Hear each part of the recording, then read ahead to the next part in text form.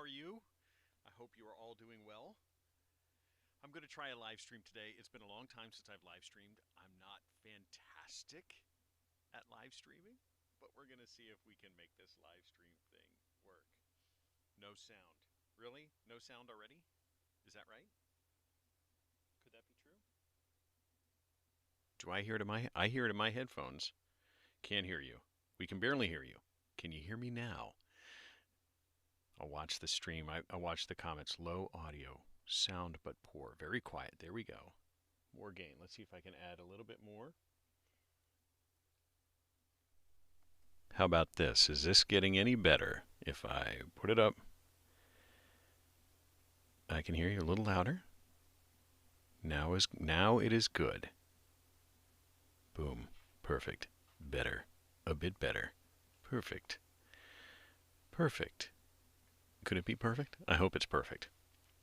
Okay, it's going to be all over the place because a bunch of different microphones are going to be here.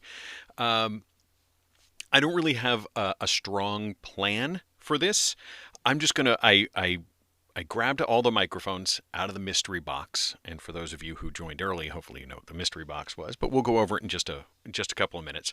I figured I'll plug a bunch of them in and we'll see if they work. We'll see if they sound okay. I have plugged a few of them in. I have not plugged them all in. So I will, we'll go through it. We'll try and plug them in. I will try and keep an eye. I've got a comment. You'll see me looking over here because I've got comments going over here. So I can, who was the musician? So I'm going to try and reference the comments over here, and I think if you type the word question in the beginning, it will highlight it for me, and that way I'll be able to answer questions. And so we'll go through the microphones. We'll try and spend just a couple of minutes, a couple of minutes on each microphone, and then we can do a Q&A if there's anything that you any pressing questions you have for me. Who knows if there will be pressing questions for me. But we can do that, and I'll try and keep this alive. So I see this highlights for me. It says question. Does question work? So that highlights for me. Yes, question test. So thank you guys for typing the word question. That does make it a highlight for me, so I can see it over on the screen. I'll try and catch it out of the corner of my eye. Sometimes the chat goes by pretty quickly, so if I miss your question and if it seems like I've skipped by it, maybe you can ask them again. I'm doing this all freestyle here, so we're going to see if we can make this work.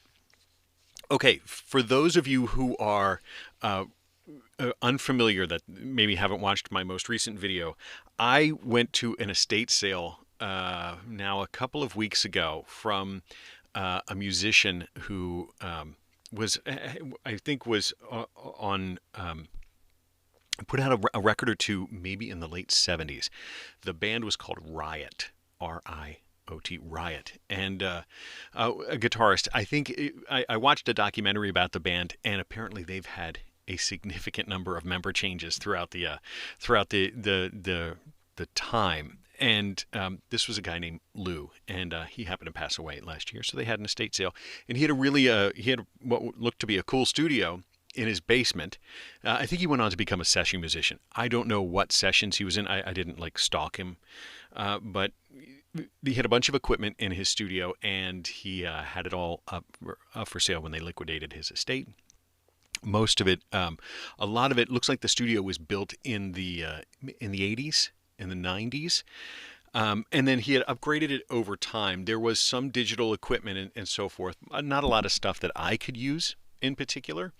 And a lot of it was really nice equipment, some really expensive equipment. Like there was an Avalon compressor and the VT737, the tube preamplifier, but I already have one of those. So, and he had a bunch of a really nice studio desk and monitors and all that stuff. But there was this mystery box of microphones, and it was this case. Here, I have it right here. Oh, it's heavy. So there was this big monster case. The microphones are out of it right now, but so it was just labeled as being full of microphones. And I did sort of an unboxing. I did an unboxing in the most recent my past video, and there were a bunch of microphones. There was a bunch of junk in there, but there was a bunch of microphones, a lot of stage dynamic microphones. And we'll see. It looked like a lot of them were pretty old. A lot of them were pretty cheap. And this was one of them. So we'll just go through and we're going to plug them in and we're going to see what happens along the way. Okay, so question, does it work? I'm just looking at the questions here. Is YouTube my main job? No, my main job is I'm a voice actor. YouTube is my side job. Question, how's it going? It's going well. Thank you.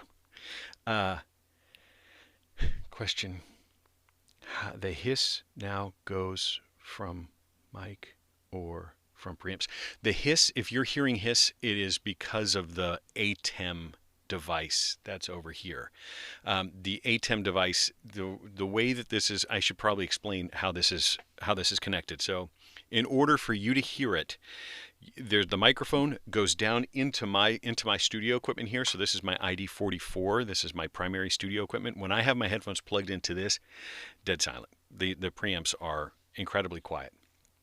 I have had a devil of a time trying to get audio from this device into the ATEM. So this is an ATEM Extreme Pro Mini ISO something. The Extreme ISO.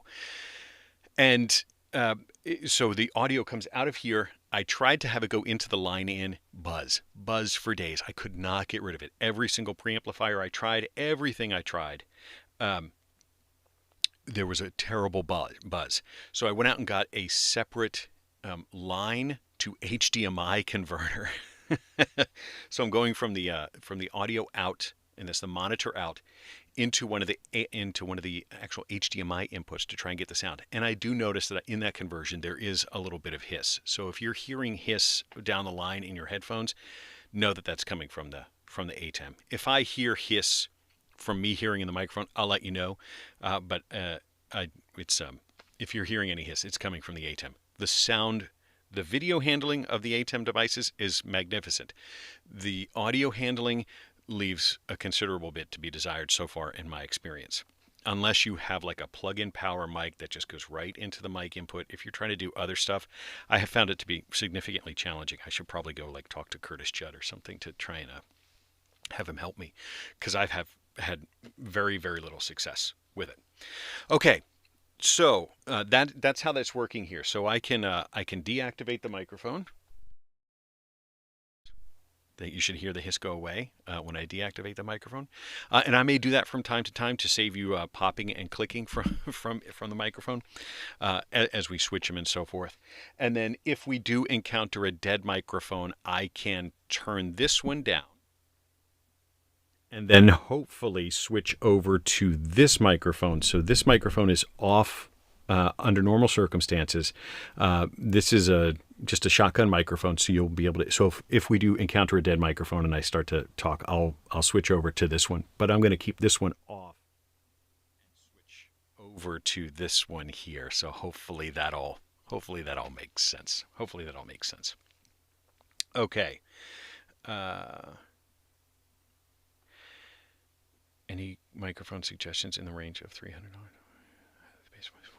That's a question that we can talk about later. Let's go through these microphones first. I'm not trying to put you off, but that could be a long discussion in itself. So Jagu. So we'll try and talk about that a little bit later.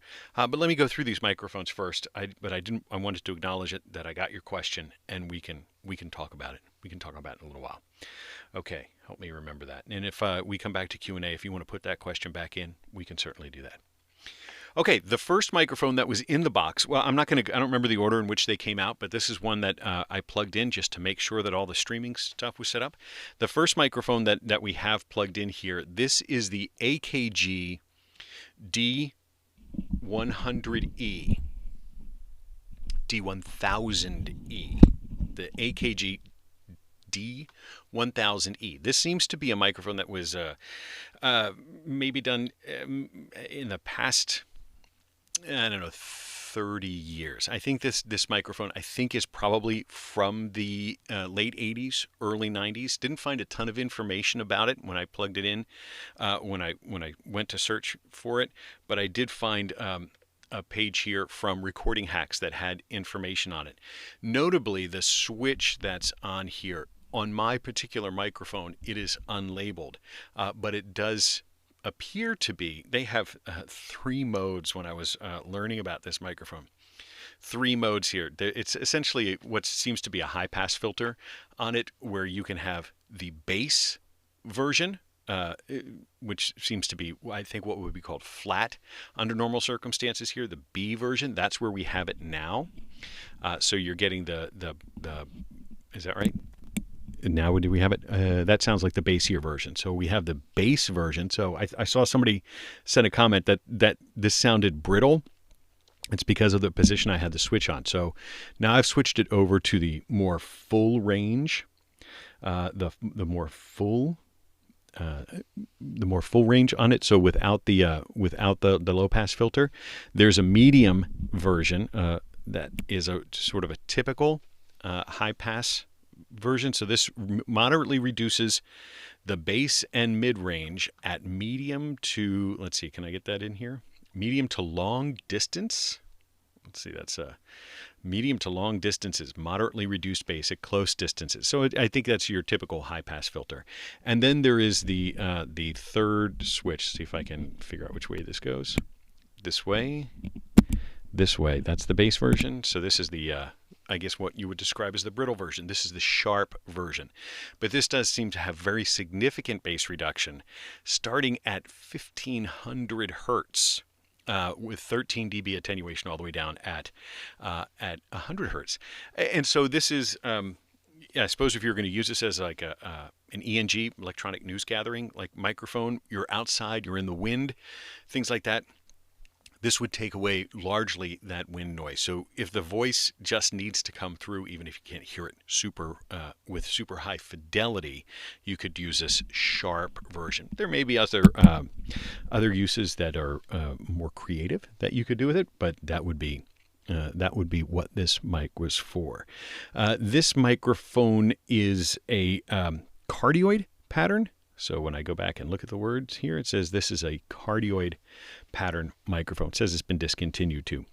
I don't think I'm going to go do the full podcastage going around the microphone, but we do see that this does fall off pretty significantly from the side as we move towards the front. But I'm not going to go through and do a circle around every microphone. For me as the voice actor, it's rare that I'm ever not right on the microphone, so the off-axis sound changes, they aren't as important for me, so I don't tend to spend as much time going around the microphone quite so much. But this is a cardioid pattern microphone. Pretty cool. All right, so let's go ahead and switch to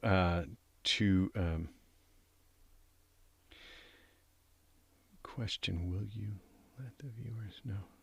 And if he didn't, he wouldn't have had to sell all those mics. Okay.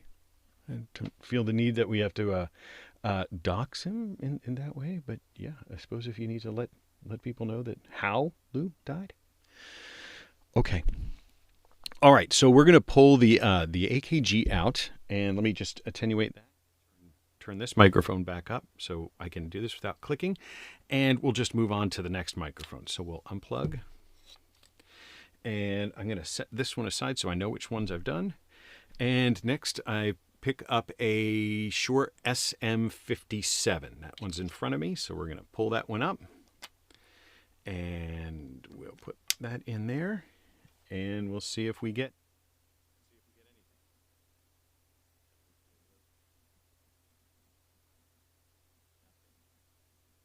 Nothing from the SM57.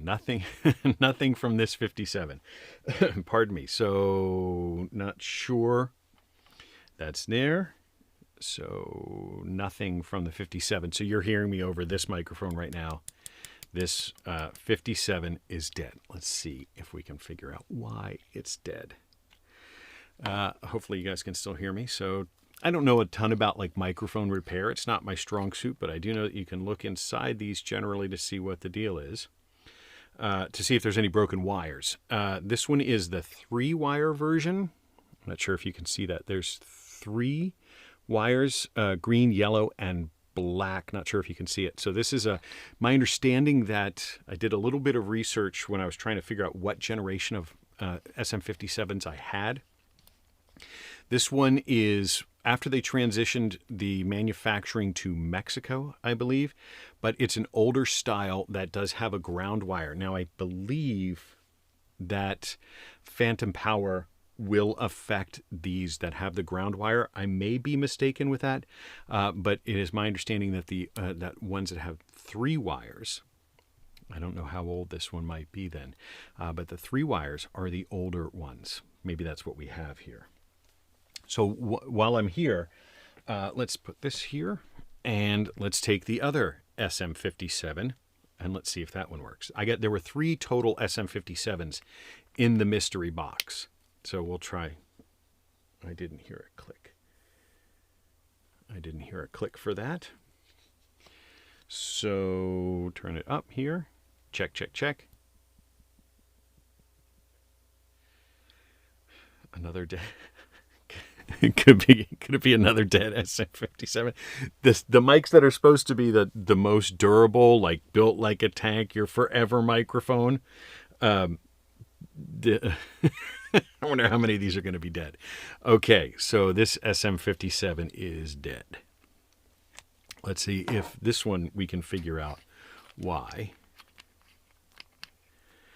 I'm always afraid of over twisting the wires in here. This one the wires are completely disconnected. I wonder. This may end up just being a solder job, because these appear to be, sorry, this is really small for me, so my old eyes, I got to put these on. Yeah, they just seem to be broken.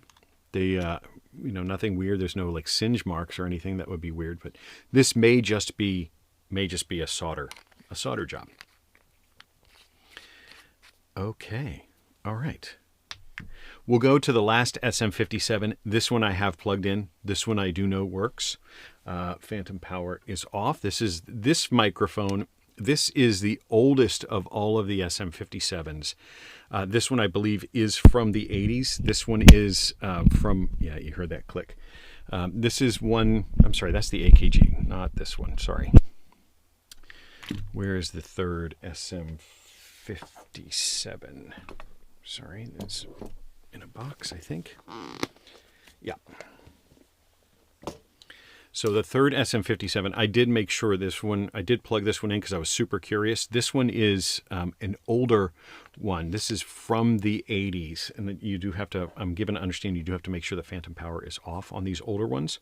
So we're going to do that. Let me just turn it down. And then we'll turn it back up, and we'll hope. And now we're listening to the vintage-ish SM57. This one I did confirm that it worked. This one is from the 80s. This is from back when they were still made in America, before they had transitioned operations to Mexico.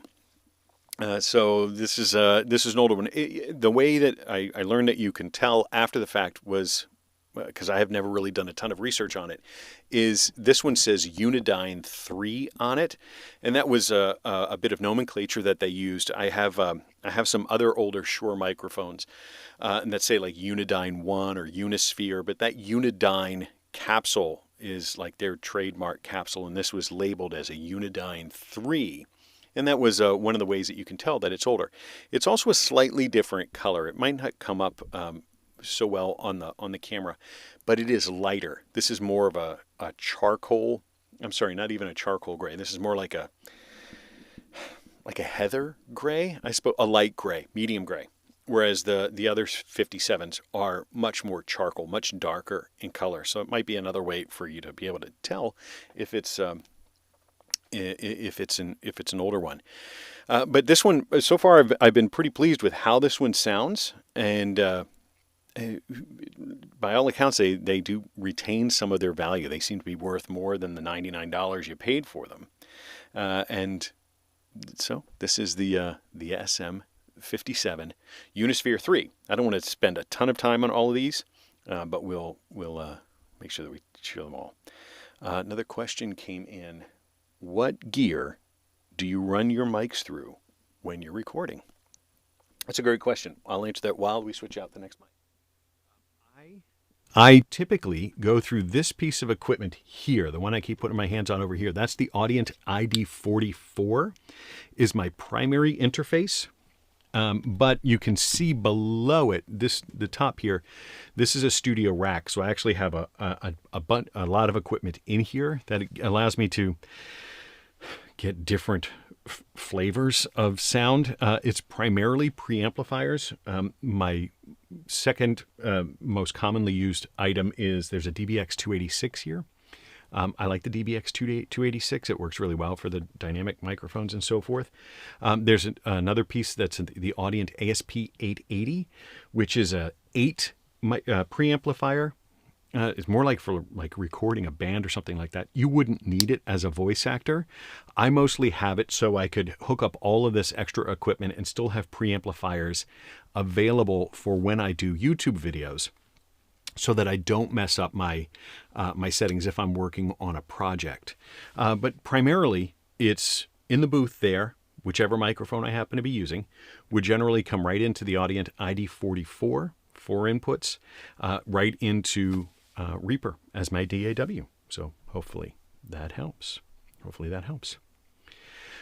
Okay, so let's go to the next one. We'll clear that question out. The next microphone is this one.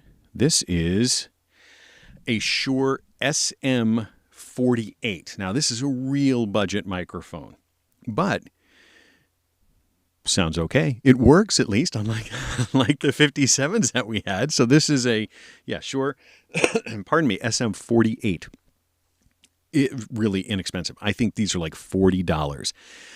They tend to, as I've used one of these before, and as I listen to this one now, it's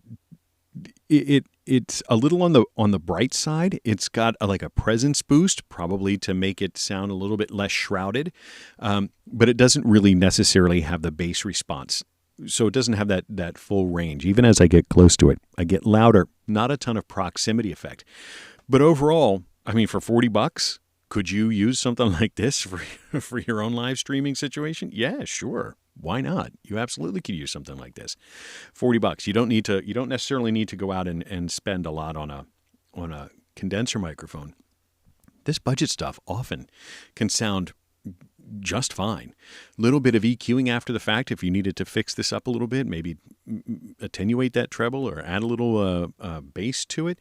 There's things that you could do to improve the sound of these microphones. But as in my headphones, dead quiet, no background hiss, no noise, no nothing. And this, I mean, you can see, I'll hold it up here. This one has just been through the ringer. It's been put in the clip so many times that the paint has worn off. It's crusty, it's mungy, it's been dented. This thing has been dropped, bashed. This has not been treated kindly. And I bet it's 20 years old if it's a day, and it still sounds great. This is what I expected from the SM57s. I didn't expect this from the SM48s, but that's at least a pleasant surprise that the SM48 worked out so well. I see that a super chat came in from Art Vandelay. That is really appreciated. And he asks, do you have any experience with Gefell microphones? I don't. I'm going to turn this one down so I can, and I'll put this microphone. I don't have any Gefell microphones. I haven't had the opportunity to use any. I certainly wouldn't shy away from the fact of getting one to use or to try, but I have not used any Gefell microphones. I think that's how you pronounce it. I'll be honest, I don't know that I've ever actually heard the word pronounced. I believe it's Gefell. Oh, no, that's weird. Let me just show you what I felt. But no, I don't have anything. That's weird. I just felt when I went to put that in, I felt something I hadn't felt before. The pins of this microphone stick out. I wonder what that means. That's weird. The pins, is this missing something? No, this is SM48, right? These are both the 48s. This SM48, the pins are recessed like I would expect, but this one, the pins stick out. Now, I wonder if that means that, I wonder if this has been modified in some way. that I don't know. We'll take a listen to it. But I wonder, because I've heard of things like transformer replacements, and I could see that if you're taking this jack out to put a transformer or something in, that could be the case. We'll see if this sounds any different, or we'll see if it works at all. But that's weird. Let me just take away the click. And plug that in. Oh. It's, does it work? Hello? Check, check, check. Check, check, check. It works, but it doesn't feel right. It's really hard to push together. There may be a bent pin, and I don't want to mess with my cable or anything like that. So it works. And it does seem to sound different. I can't put my finger, really honky, mid-rangey. Doesn't that one sound different? But I wonder if this has been modified in some way. I see asking about the pins. They don't feel loose. It could be that it's been adjusted or released and replaced at some point. Maybe it's been changed. I don't know. This one seems to sound different than the other one. But I see people, let's see. So I just saw something go by. The jack is mobile. You just have to put it right with a little screwdriver. Okay, that's actually helpful to know. There is, yeah, I do see that there's a set screw right here. I don't use these kind of microphones a ton, so the dynamics are a little bit of a different thing for me. So that's actually very helpful. So it could be just that it's been adjusted over time and needs to be recessed a bit. I've never noticed that before. Dime Bag Darren says it's broken. Send it to you. These are pretty readily available. Dime Bag, you could, I'm sure you could get your mitts on one of these pretty readily. I don't think these are particularly expensive. This one does seem to sound different, though. I don't know if you guys agree with me, but this one sounds different. Somebody says they had to do this with their E100S. That's interesting that they had to adjust the pins on the E100S. So I guess they can shift and move around at time. I've never had that happen, and I've got, well, you can't see it over there, but I've got my pack of E100 varieties over there. I've never had that happen, but you never know. I mean, lots of microphones, lots of set screws in the world. The Loctite could come loose, or however it's in there, and it just shifts a little bit. But otherwise, another microphone. Clearly, it's been through the ringer. This one's, had its days, and still sounds great. I mean, you could definitely make this. You could definitely make this one work. This microphone. So this is the SM58 that still works. All right, let me turn this down. We'll go to the next one. All right.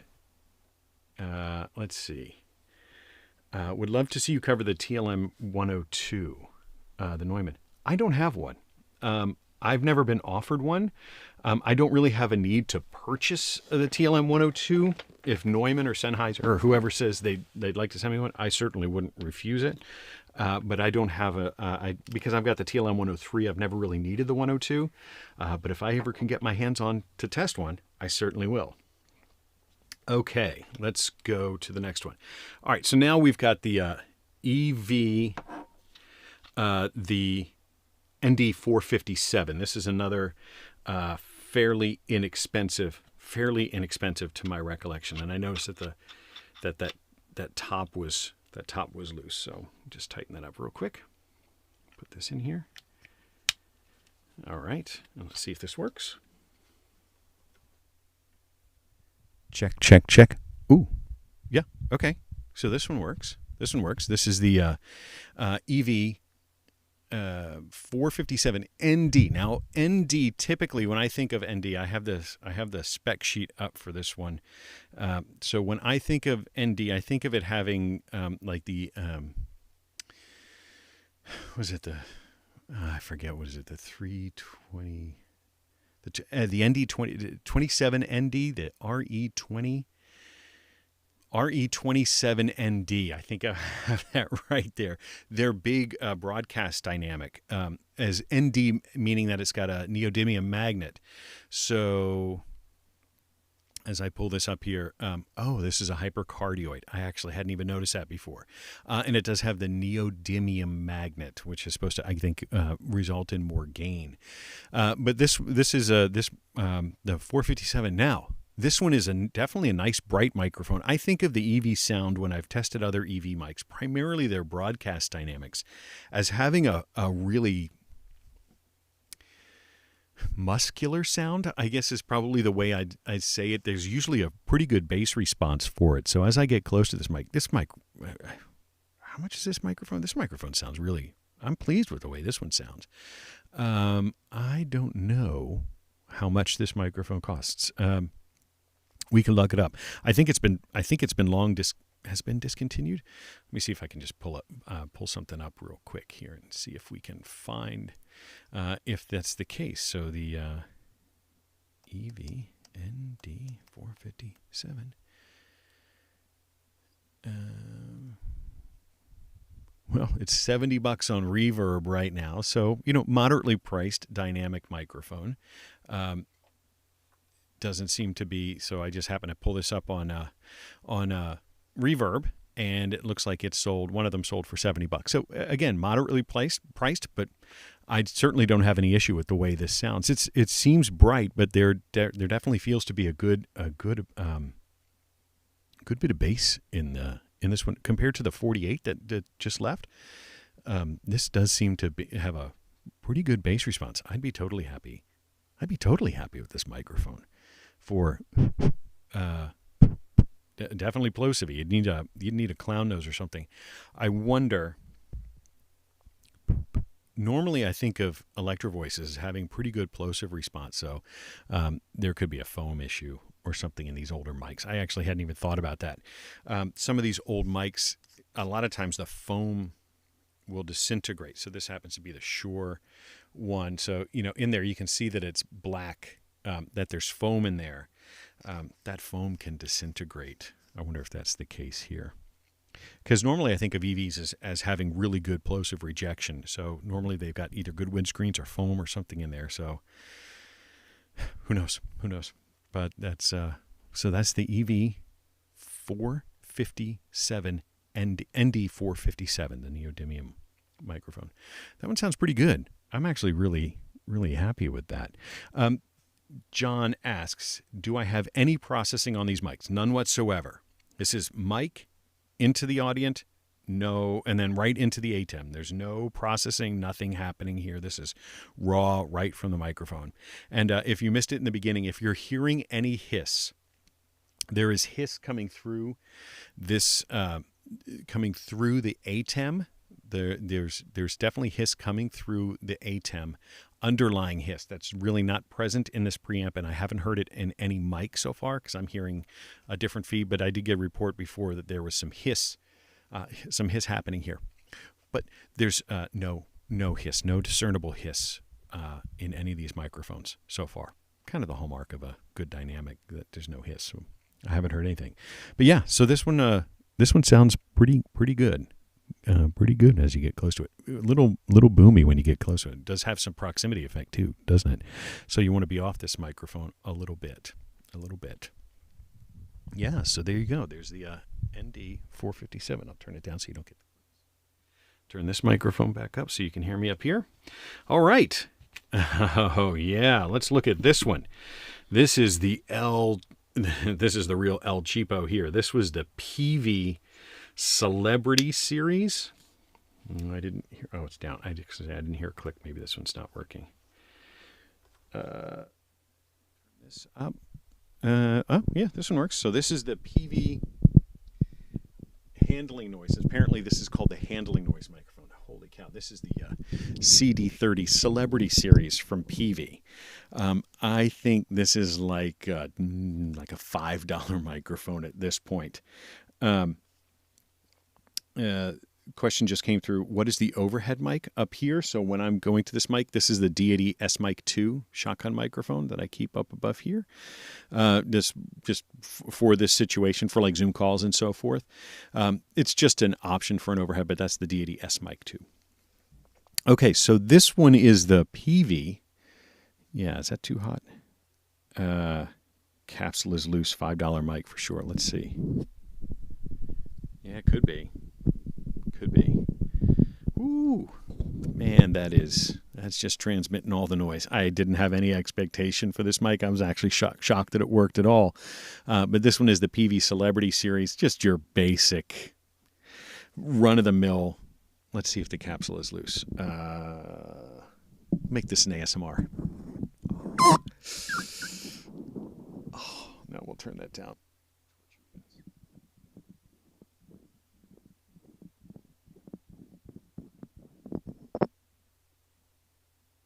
All right, let's see. Is it loose? Now that's interesting. That looks different than almost every other dynamic capsule I've seen before. So you can hear the cardioid pattern. Look at that. You can hear that. Exposed copper.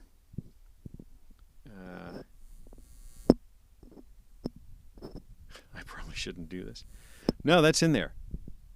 But I've never seen the red before. What's it say?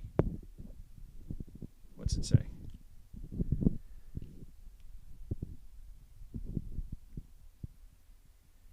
So there's a word stamped on here. Maybe I'll be able to hold it up to the camera. It says Austria. Austria. Now, when I think of Austria, I think of AKG. For older mics, I think of AKG for older mics. I wonder if these are rebranded some AKG seconds or microphones that didn't meet muster for AKG. I wonder if they rebranded these capsules. Austria. Who else made microphones in Austria back in the day? Was there anybody besides that? Maybe anybody knows. I don't know who else might have been making microphones out of Austria, but yeah, that's interesting. That it's we're so used to seeing China written on everything here. I'm always just fascinated when it says something other than China or Taiwan or Hong Kong for the older microphones. Austria, that's interesting. I wonder if this is actually an AKG capsule in some way. Don't know, but you can hear it. It's not the greatest sounding microphone. I think it sounds a little bit better now that the basket is off. Yeah. Okay. So Dimebag Darren says an AKG capsule in a really bad body. It could be. I've heard of that with other. I'm trying to think of who it was. There was somebody that was making a microphone. Ooh, sorry. Let me take this out. There was somebody that was making microphones, selling microphones really inexpensively, but they were essentially another company's seconds. Oh man, why can't I think of that right? I can't think of that off the top of my head. There was a microphone that looked just like somebody else's. Maybe it'll come to me. But there was another microphone, a condenser microphone, that looked just like somebody else's, but they were going for significantly less expensive, it was widely believed that they were that other company's seconds. The ones that didn't quite meet specification, they allowed this other company to rebrand them as whatever their microphone was. That could be something like that. TechMed Rainier, thank you so much for the super chat, my friend. That's awesome. That is really great. Thank you so much for the super chat. That is really it's really appreciated. I'm really grateful for it. Thank you so much. All right, let's see. Radio Shack body from the Uncle Don. It wouldn't surprise me. I got a couple of old Radio Shack Dynamics that I've acquired as part of like lots of other things that I've purchased. And that actually sounded better than a lot of the Radio Shack bodies. Okay, what do we have next now? Oh, this microphone feels so gross. This one is the Audio-Technica MB1000L. And I say it feels gross because it's got a rubberized coating. And it's so old that rubber is decomposing, and it feels gross. I hope that's all it is. It's all over the microphone. So that's what it feels like. I have an old Nikon camera that I just pulled out of the closet, and that's like 17, 18 years old, and it had a rubberized body, and its rubber was all sticky. Now the same thing happened, interestingly, to my monitors, which you cannot see. I have these old JBL monitors that I've used for years and years and years that I love, and they would get sticky. They had this rubberized soft coating, and they just said a little Goo Gone. And just maybe it wasn't Goo Gone, maybe it was Goof Off, but it took all of that rubberized coating off, and now they're perfect and nothing sticks to them. But they were always would get coated with dust. They would always get coated with dust. All right, let's see about this Audio-Technica microphone. But they would get coated with dust, and the ones I bought were secondhand, and they were all sticky and gross and nasty. So that's probably what's happening here. Question just came through. Did I try putting an isolation transformer between the interface and the ATEM? Should kill the hum. I didn't. I'm not sure that it certainly could be the case. For me, it's everything that I've tried to go into the mic. When you on the ATEMs, you can set them to be a line in, and I've tried like 4 different interfaces: a Centrance interface, a Zoom interface, the Audient interface, an Evo interface, anything that has, mostly I'm going for monitor out. I didn't, the Centrance preamp that I had a line out. Every single one, it wasn't like a 60 hertz hum, it was a buzz. And I couldn't get past it. So in this case, could there be an isolation transformer or something? Maybe there could be that I could do. I didn't. I presume that would be a piece of equipment that I would put in between them. If somebody knows, or sorry, it scrolled off. Whoever said an isolation transformer. If there's a link to a product that you would have, because I certainly have had microphones that hum, that if I could isolate so that I could use them, that would be amazing. Because there have been a number of microphones that I've had hums just by plugging them in. And if there's a way to get rid of that so I could use them, that would be great, because there are some that just hum like crazy. All right, so let's go back. So we've been listening to, this is the clearly cardioid pattern, Audio-Technica MB1000L. To my recollection, this was also another really inexpensive one. And this one does have a switch. Let's make sure the switch works. It's an on-off switch. Oh, but it's so sticky and so gross. So gross. Sounds fine. Again, lots of handling noise. Yeah, this one sounds fine, though. Again, probably 20 years old. That's a great thing about these dynamic microphones. They can take quite a bit of abuse. So that's the Audio-Technica. So some Drachemy says this mic sounds thin. I'll buy that. It does seem very high passed, doesn't it? There's no bass to it. Even as I get close to it, there's just no bass to it, and it's not showing any really much in the way of proximity effect. It does get pretty boxy when you get close to it. It does get pretty boxy and gross sounding. I don't find that to be particularly pleasant, and I can also hear my breath coming into it. So the foam is probably gone from the inside. That's going to turn into an ASMR video again. Yeah, so that's there. That's that one. All right, let me turn this one down. We'll go to the next mic. So a question that came in, Mike, how healthy is the VO industry these days? Supply, demand, opportunities, jobs? Healthy. Very healthy. I would say very healthy.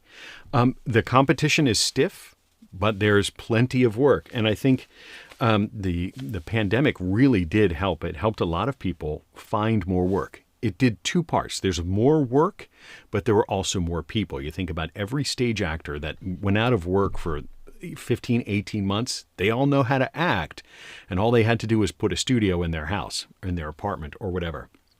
So the competition got stiff, but everybody that formerly had training teams, a lot of people transitioned to things like e-learning. So there was a lot of work. It's not necessarily glamorous work, but there was certainly a lot of work, and I don't see that changing. I think there's always a lot of work. I think probably the biggest risk that's going to come down the pike is, I think there's, and I notice it on YouTube, is that companies like Descript with the AI voices, you're going to see that more and more. The people who are just generally unwilling to pay for a voice are going to switch to, the Siri type voice, the Google Assistant type voice, the Descript type voice, the AI voices. I think we're going to see more of that come in.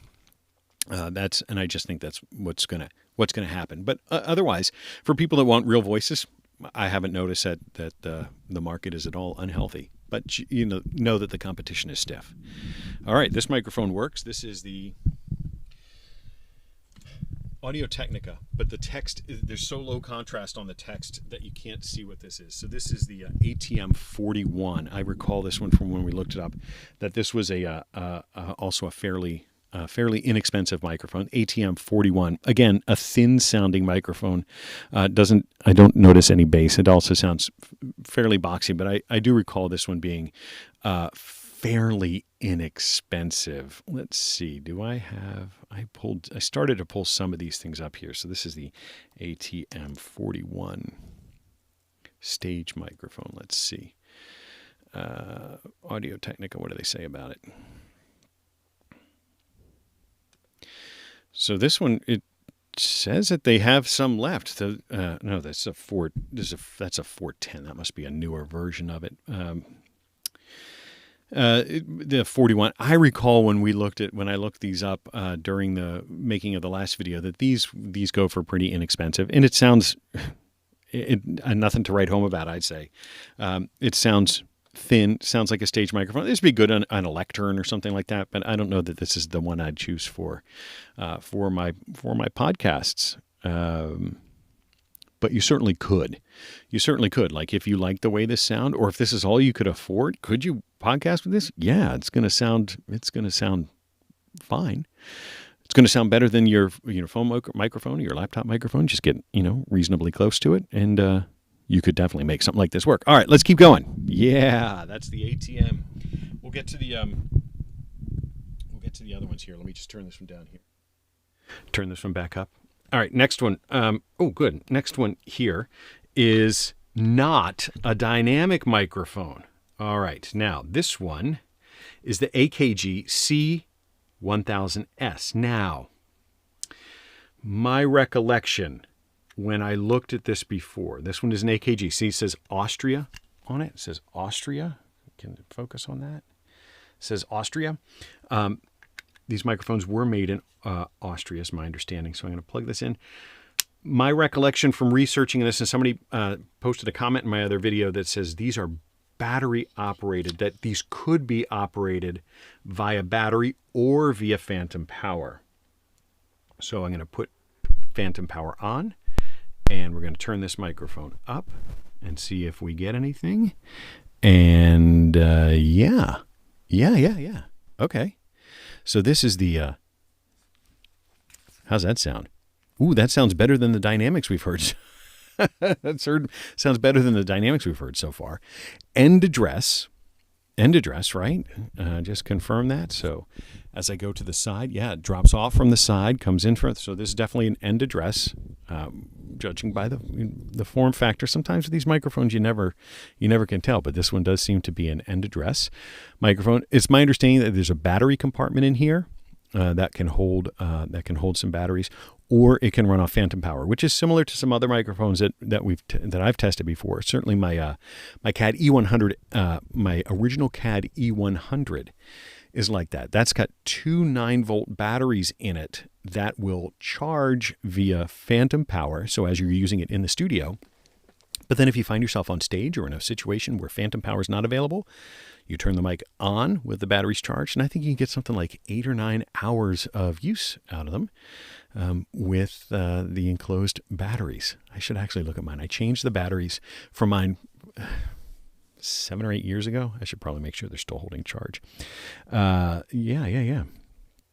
So that's cool. Obsec,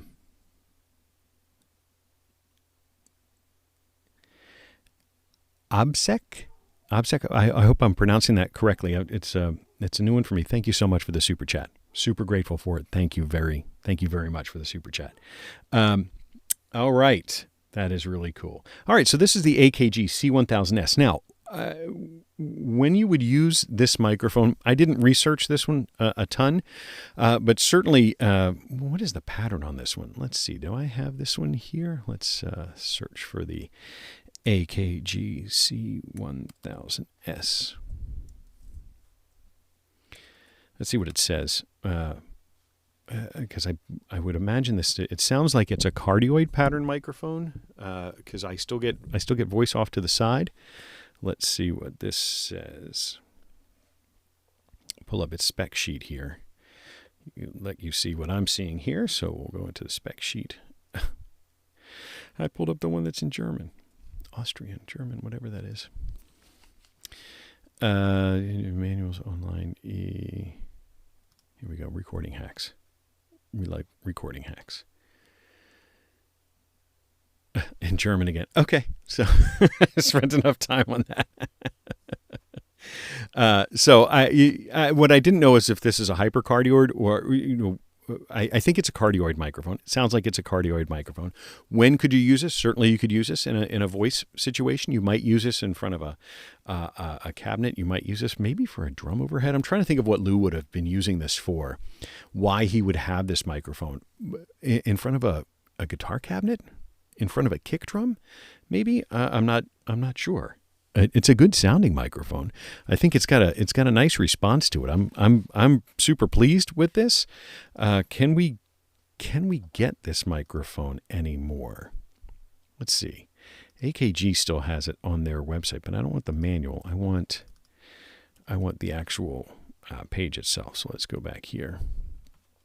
Oh, Sweetwater has it. High performance. Is this what I clicked before? Yeah. Okay. So you can still get this microphone now for $200. And yeah, I mean, whether or not this is the same mic as the one I'm using right now, that this is clearly the one I'm using now looks a little different. It's got different colors, got a different look and feel to it. This one is Austria. I'm going to bet that the one you buy now is probably made in China. Because I think, if I understand it correctly, I think AKG was sold to Harman, then Harman was sold to Samsung, and I think all of the operations, to my recollection, they let everybody go in Austria. And many of them went over to form Austrian Audio, but I think AKG just sort of let everybody go, and it's now really a brand under Samsung, and I think most of the operations have been moved to China. So whether or not, if you got that microphone, it would sound like this one, I couldn't tell you. But this one is still available. So it must have been at least a popular, good selling microphone, had good utility. So that if you find one of these, maybe, something that you could consider. There you go. All right. So that's the AKG C1000S. All right. Let's go. Oh yeah. All right. Turn this one down. Phantom power off. Go back to the overhead microphone. Next, we have this one was the Beyerdynamic, the TG. I say this wrong. It's either the MG or the MG88 M88 TG. This one we do know is still available. This one I looked it up. I think this is $399 new. This one does not take phantom power. Turn it down so you don't get the click.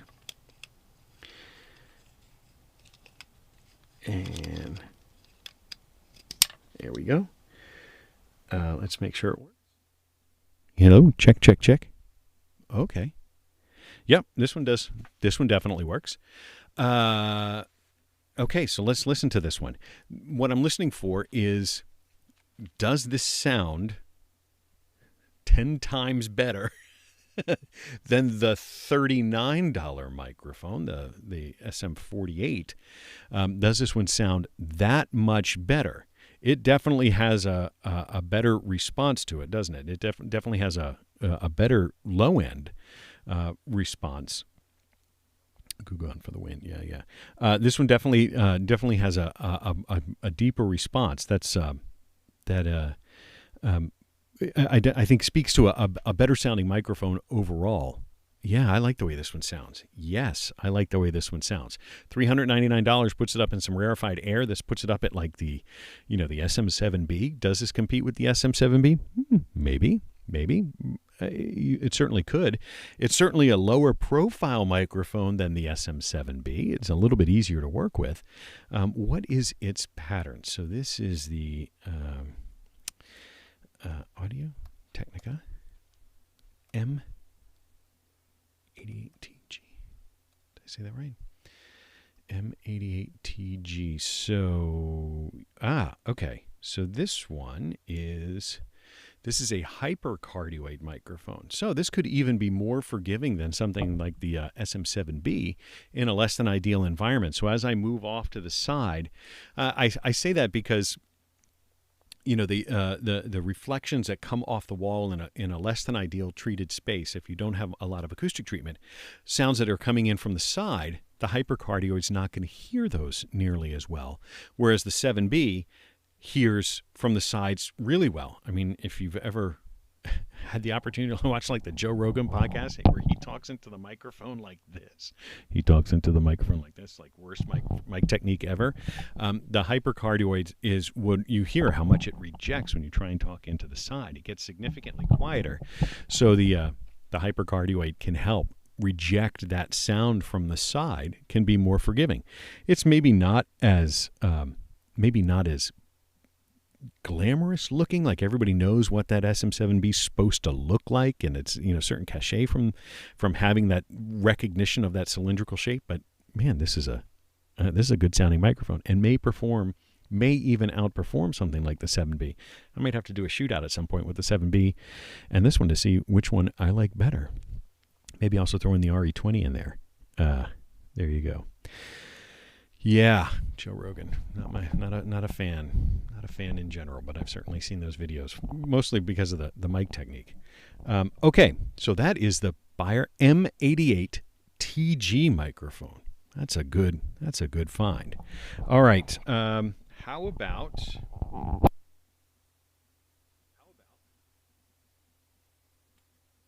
about the next one that's within our reach? The one like a lot of people have been waiting for. How about this? I did plug this in. I know that this one works. Phantom power off. All right, more condensers. All right, here we go. Okay. Pull that out. Put this one in. Okay. There's the C. Yeah. You risk found it. You got it, my friend. All right, turn on phantom power. Turn this one down. Turn the 414 up. Now, what I notice is that the 414 now we've confirmed that this microphone, this is an old microphone. That I used this to age many of the other microphones. That the 414. Let's see. Now I had an article that was super helpful called "Curing Condenser Confusion." Let me go back and put that screen up. So I'd found this one after the fact when I was learning about the history of the 414 to try and figure out how old this 414 was. This one is the C414 B-ULS. So right here, this particular microphone. And so this was made between 1986 and 1993. So pretty much, I'd never talked into this microphone before. The ones that I had spoken into before at a studio were the newer ones. They were like the 414 XL that's down here at the end of the line. But this 1986, between 86 and 93, that's actually, it makes sense because I think that's when Lou was a session musician. So, but I was really super pleased. I was shocked to find this microphone in there. Super pleased to find that it still works. Sounds great. There's no hiss. Everything, all the buttons and everything were really a testament to when AKG was, making their microphones in Austria and sound, making their microphones in Austria. This one sounds great. Super pleased with how this one, with the find that was in here. Interesting when I was reading. When I was reading the article about the history of this one. So I learned about I remember hearing about the capsules, and they use that C12 capsule and so forth. But then there is the paragraph about the 414 ULS. Somebody in the comments of the other video said that this is the ultra linear series, ULS, ultra linear series. That it was a darker microphone, that they had made they had revised the microphone and it became really bright. And so they made this one to be more linear, make it sound a bit darker. But I do find that the description they have for this microphone, it says the transformer can add a pleasant sense of meat. A pleasant sense of meat. Now, I've never described a microphone. I guess I've heard a microphone of being like a meaty microphone, but a pleasant sense of meat is a funny way to say it. It says it could be warm or woody or murky. I don't detect this microphone as being murky. Maybe in certain situations it might be darker, but I wouldn't say it's murky, and can add a sense of meat to it. That's so. I thought that was great. I was like, what could that even mean? I will say this one came without a shock mount. It came with, I guess this is the default little clip for like putting it in front of instruments. I don't know if we can see that here. So if I go back to this view, you can see it's not on a shock mount. It's just on a rigid clip, and it makes it extremely sensitive to handling noise. So I think under normal circumstances, I would want to put this in a shock mount just so I didn't risk sending any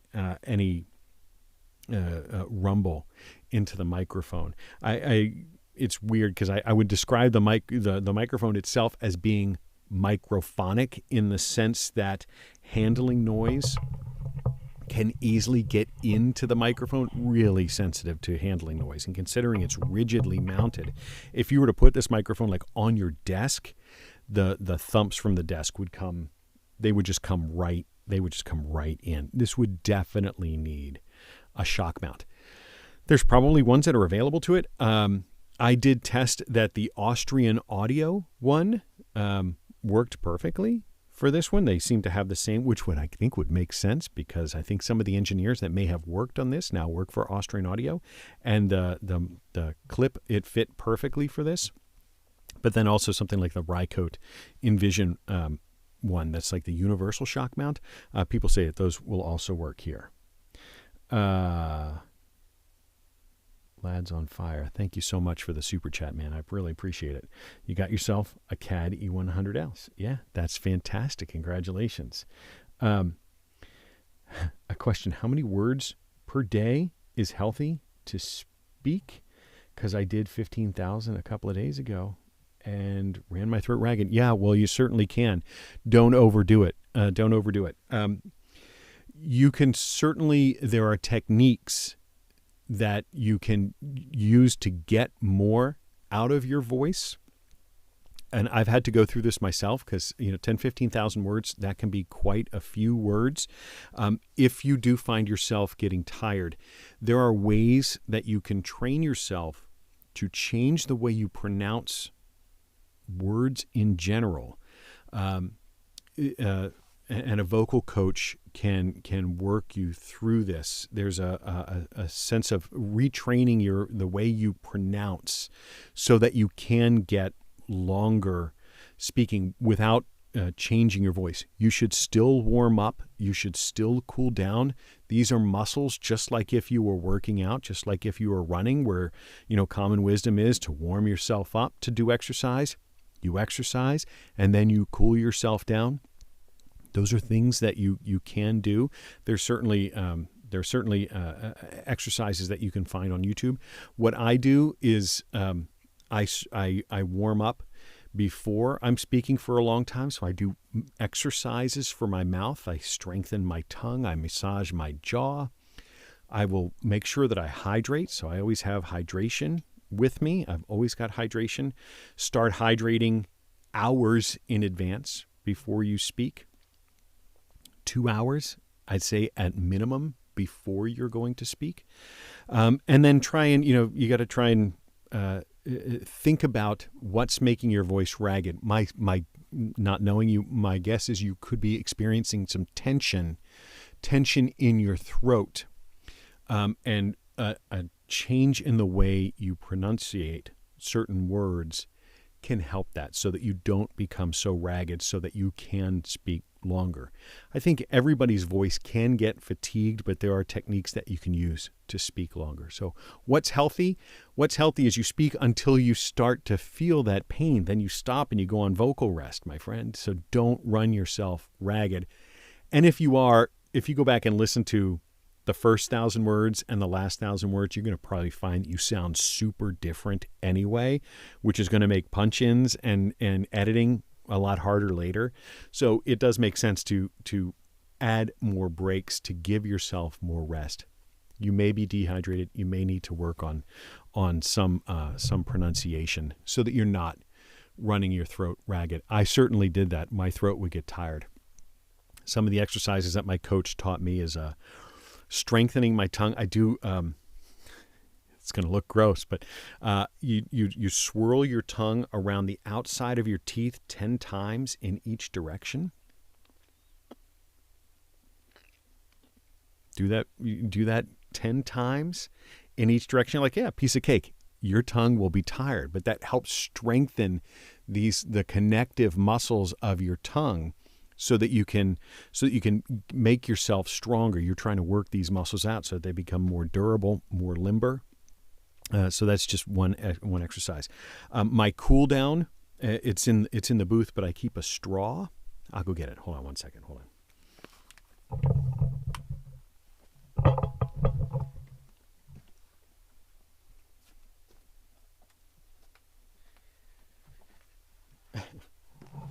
As part of my cool down regimen, so I'll do this after the live stream today.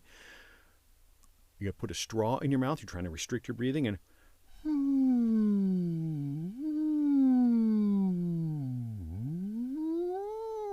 especially through your upper range. And if you look on YouTube for straw vocal exercises with a straw, you'll find it. I can't think of who the guy is, but there's like one main guy. He's in a suit.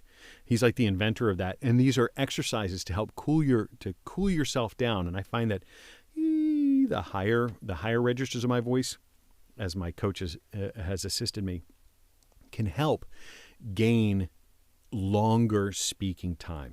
So if you find yourself getting ragged, stop, rest, hydrate, take a break. And then, but also you can research and maybe investigate a voice coach specifically for the mechanics of speaking and altering the way you pronounce so that you can go longer.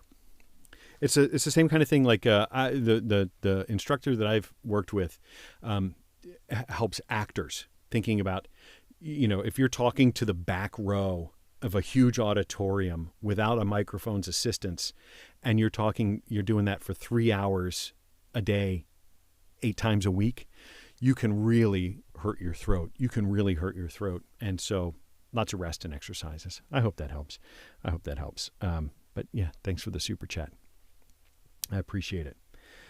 All right. So there's the 414. This is going to get used. This is a great sounding microphone. Super happy. This made it all worthwhile. But there's a couple of more microphones in the batch here. I see that there's a couple of more. We're going to go back to a cheap one really quick. So let me just turn phantom power off. Turn this one up so that you guys can still hear me. I'm going to take this one out. This is a multi-pattern microphone. I had that set on cardioid, but this one does have other patterns. And I think as the newer models have come out, there are like many more patterns. This is just a 4-pattern microphone, cardioid, hyper. It's either a super or hyper cardioid. It's hard to tell from the drawing. Omni and figure 8. So figure 8, if you want to get more proximity, let's just do that. If you want to get more proximity effect into your voice, you can switch it to figure 8. Sorry if this clicks. You can switch it over to a figure 8. Figure 8 pattern makes it as equally sensitive from the back as from the front. You may hear it reflecting off my computer screen that's right here. But as you get closer to these microphones with the figure 8 pattern, you can really get a lot more proximity effect out of there. Can add some mud to your voice, but can definitely add some authority to your voice as you get closer to it. Why a lot of people like ribbon microphones, because they can really sound, they can give you a pleasant sense of meat. They can sound really meaty and muscular, but they do require a lot of extra considerations acoustically because they're just as sensitive. They're just as sensitive from the back as the front. So some extra considerations. You can't have that reflective surface right here because you'll get comb filtering into the microphone. But if you do want to get some proximity effect out of that microphone by getting close to it, put it on a figure 8 pattern. Any of the narrower patterns can give you more proximity effect, whereas something like the omnidirectional, switch it back one, omnidirectional, as I get closer to it, no bass. No bass. There's no proximity effect. Generally speaking, with an omnidirectional microphone, it's certainly significantly reduced by comparison. But you can you can adjust that by which pattern you use. Isn't that interesting? There you go. All right. Whoa.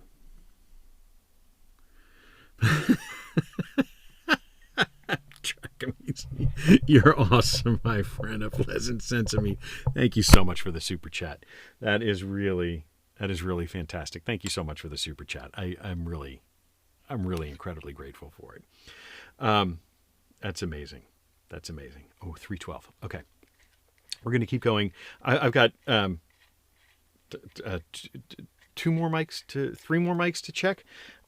But the next one was the Octava. And I learned from watching other people's videos that most people pronounce it Octava. I had always said it Octava. I think I've been pronouncing it wrong. But this is the Octava 319. Now, these are Russian microphones. And, I think a mixed reputation for the microphones. This one had, let's make sure this works. Check. Yeah, yep, you can hear it. So this one, these microphones were frequently modified. The Octava, the 319, a couple of other ones are commonly modified to try and improve the sound, changing the basket, reinforcing this body because the body can tend to resonate. Am I talking into the right? Check. Yeah, I'm talking into right. All of a sudden, I was like, am I going on the right end, right side of it? That they are frequently modified. This one still had the Guitar Center tag, so I don't think that Lou modified this one, but it is common that they will change some of the parts inside of it to try and get an improved sound. Something you can do. But I'm also given to understand that there is a fair bit of counterfeiting around these microphones, so it is something to be aware of. That there are sites that can help you determine if you're going to buy one secondhand. It's or from someplace like eBay or something like that. You could end up with a counterfeit. There is Octava Shop and Octava USA. Those are certainly I believe those are both the company itself selling their microphones, or you go through the more reputable sales, more reputable companies to get them if you're concerned about getting a counterfeit. But overall, this microphone is definitely thinner sounding than I expected. And I think this one is one of the ones where you would see why it may want to be modified. I was really excited about this microphone, but I realized I'm not necessarily in love with the way this one sounds. So I'm not sure what that is. I'm not sure if that just means that it's just I got used to hearing like that AKG or my other microphones. This one doesn't necessarily sound as clear as I had thought. Somebody asked, is the low pass filter on? I think that's referring to this one. Let's see. That's a good question. I don't think so. Let's see how that switch is. So maybe the switch is, so there's a switch on the back for the high pass filter, low cut filter. And as I switch between the two, it's hard for me to hear it. Again, this is how I had it set. This is with the line that's flat being visible. Am I pointing in the right place? So there's a line that's flat. I assume that means it's flat, as opposed to switching the other way where it shows the high-pass filter. So I believe that that's cutting the bass out. It's not so discernible, but you can hear the body resonating, can't you? As we click it, it's not just a click; it's like a boom, boom, boom. You can hear that body resonating, and I think that's some of the modifications that people do, is to try and reinforce that body so it doesn't ring like that, because that ring can happen even with the voice. And now the other one is a pad. So if the pad was on. The pad was on. Ooh, boom. So now that's going to be too loud. The pad switch was on. I was misunderstanding the position of the pad switch. Now it says N. It says N on the back, and the other switch was it says -10, and there's a couple of Cyrillic characters. So now we're in flat mode, and we are with it at full volume. Yeah, a little bit better than what I had done before. I probably should have contemplated those switches a little bit more carefully when I went through, but I was going through, just making sure that things worked. But this one, you can hear it with that harmonic, that resonance in the microphone. I think that's why people really wanted to modify these, because there's a lot. I think there's a lot more that these microphones have to offer if you're comfortable with a soldering iron replacing some of the parts. But that's the Octava MK319. This is the second one I have, so this was a nice find. I had another one, but this one, the other one I bought used with like no provenance. Didn't really have any idea. This one, it does seem to have a more clear provenance of being an authentic one. So there you go, the MK319. All right, there was a drum microphone that I'm not going to bother with because that's not important to me. There is, what else in front of me? I have this one. I have this trio of Prologues, the 16L. These, based on my research, these are all battery operated, like electric condensers, that these are super budget. I'm not putting a lot of hope into these, but we can go onto them if you want. And then there was also, have I set it down and now misplaced where it was? There was a little tiny drum microphone, a hypercardioid Beyerdynamic, that I have set down somewhere. Maybe it's in the booth. But that was like another drum microphone that I can go find. Pencil condensers. Yeah, okay, so that's the MK319. Let me turn this down, turn phantom power off, turn this microphone back up, turn this microphone down, phantom power off. And we have an Audio-Technica here. If you have any other questions for me, feel free to send them into the chat. I'm going to go back and look through the chat and see what I've missed. Hopefully I know I've answered some, but I'm sure I've missed quite a few. If I've missed your question, go ahead. I've got about another 40 minutes that I can do. Then I have to go. Oh, there's the little buyer. We're going to do that one too. Let's see. Where did my clip go? I took the clip down and I set it, and there it is. I set down, I got that little quick release here. These on-stage quick releases, they're cheap, but they're not good. They make it easy to switch microphones, but they tend to not grab every time. I've had microphones almost fall out like that. The quick releases, the on-stage quick releases, you really got to make sure that it's seated. It's not a real positive. It's not a real positive seat. So you got to really make sure that it's seated before you trust your multi-$1,000 microphone to them. The on-stage quick releases, go with somebody, spend a little bit more. Go with like the, was it Gator or Triad Orbit or something like that. The cheap ones. I got a bunch of them because I bought a bunch and lived to regret it. Okay, so this one, let's see, before we turn it on, this one was the ATM63.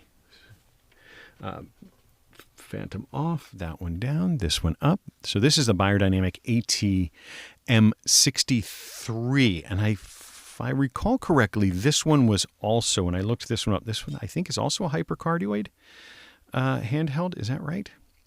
Okay, so now I remember.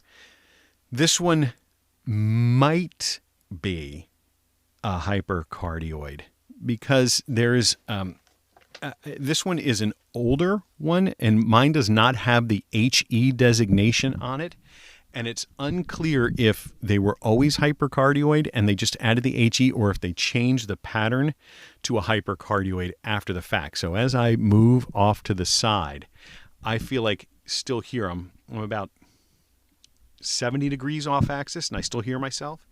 90 degrees off axis. There's a little bit of rejection here. It's not quite as clear as I would have expected it to be.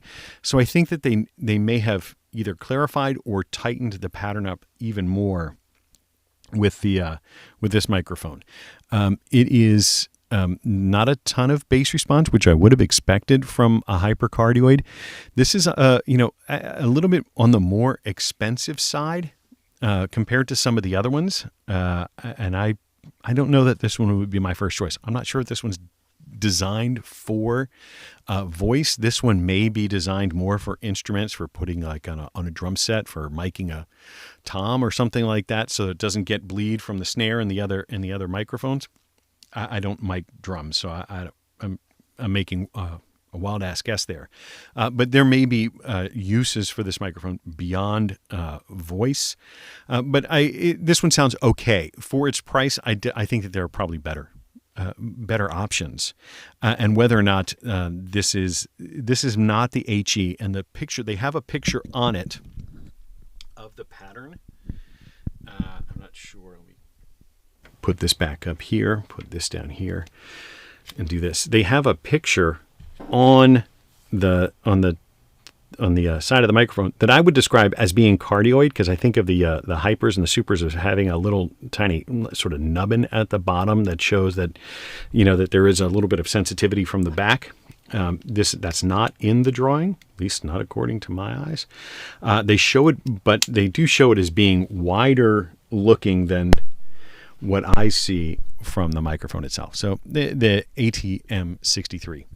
Mine does not have the HE designation. Whether or not they just added that as a clarifier, or if they actually changed the pattern during its history, don't know. My guess is this is actually supposed to be a regular cardioid. Question just came in while we go and put the last microphone up. Let me switch back here. Put this over here. Put that down. Mike, which one do you recommend for voiceovers, the TLM 103 or the U87? The U87 is you're hard pressed to justify spending the money on a U87 because they are really, really flippin' expensive. I have one, and I saved up for years to get it. Does this work? Does this work? Yep. So this is that little Beyer. I'd have a hard time recommending the U87 for your typical home studio, unless you know you need the other patterns that the U87 has to offer. The TLM 103 gets you like 90% of the way to a U87 at 1/3 the price, and there's probably even other microphones at less than $1,000 that would also work. I don't think that you need, unless you are supremely confident in the quality of your home studio, I don't think that the U87 is going to do you any favors at $3,600, whatever it's going for. The 103 is going to do you just fine.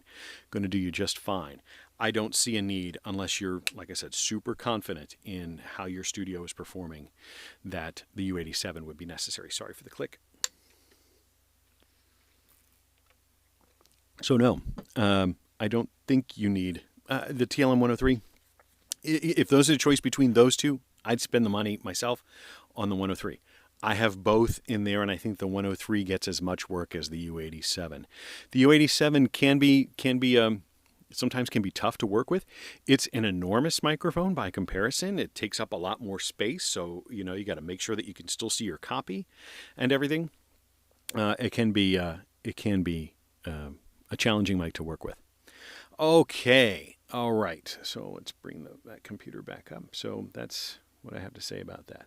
Okay, so this microphone that we have here, I think is really intended for drums. This is a hypercardioid dynamic. You can see it's a tiny little microphone. I think this is meant to go onto a drum, but it's not specifically listed as like drum microphone as opposed to this like Audio-Technica that says snare right on it.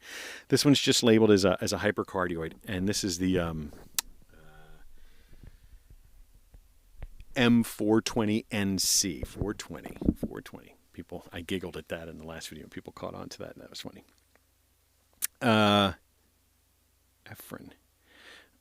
Would I replace the U87 for a Towson Labs Sphere? I have not had the opportunity to use the Sphere. I've heard very good things about it. They've been back ordered. I'm hoping to get in touch with Mr. Townsend to see if I can get my hands on one, or perhaps purchase one just to see what they're all about.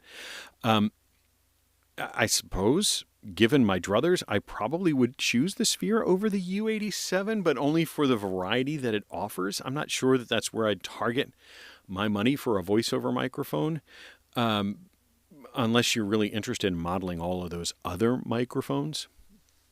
But yeah, it's really what you're going for there. I suppose you'd have to really understand why you were looking for something like the Sphere if you're going to try and model all of those other ones.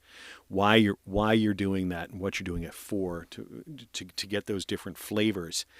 And could you do it with EQ or something like that? I know you can't get them to sound exactly the same, but why do you need all those?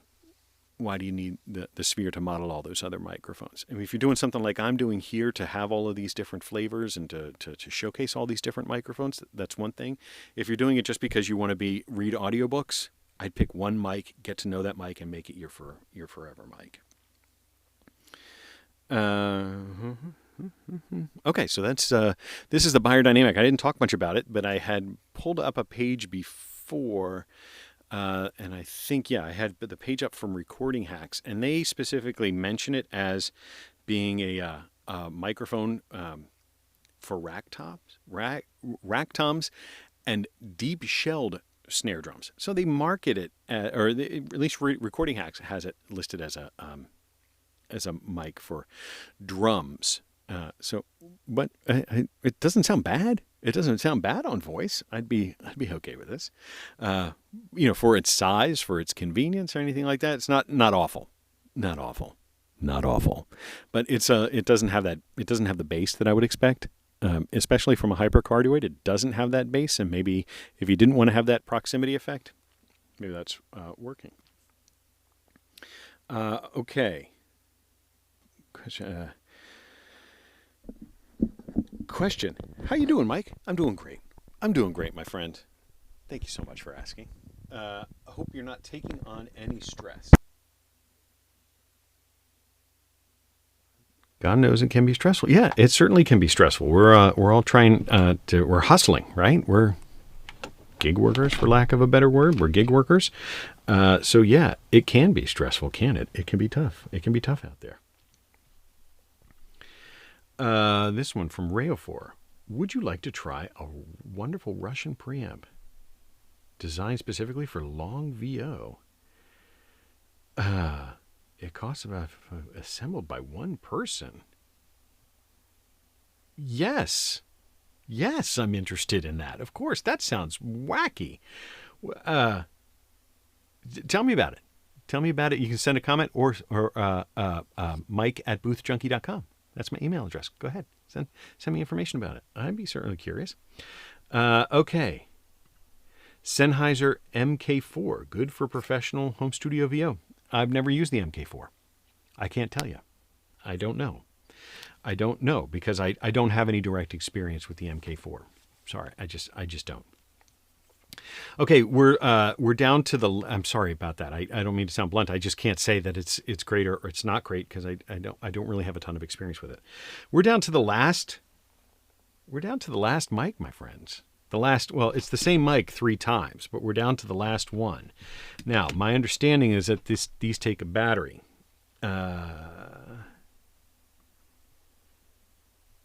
While I switch batteries, we'll talk about this. I already had a shock mount on my desk mounted boom arm. I kept there when I got a 7B. Is shock mount overkill? Oh, that's an unpleasant noise. The SM7B has a shock mount internal to it, so it doesn't require an additional bit of shock mounting. So if you're trying to stick that 7B into a shock mount, overkill, not necessary. At least not in my experience. You don't need any additional shock mounting there at all. Yeah, cool. Cool. All right. You getting a load of this noise? So this is the last set of microphones. This is the Prologue 16L. I think these are pretty budget microphones. Oh, the threading. And now I've probably just broken it. I dropped the capsule. I probably just broke it. Oh, what a disaster. Oh, but man, that was an unpleasant sound, wasn't it? Okay, let's put it in here. If that's the first time this mic has been dropped, I'd be shocked, judging by how dented these are. All right, so it's my understanding from reading about these,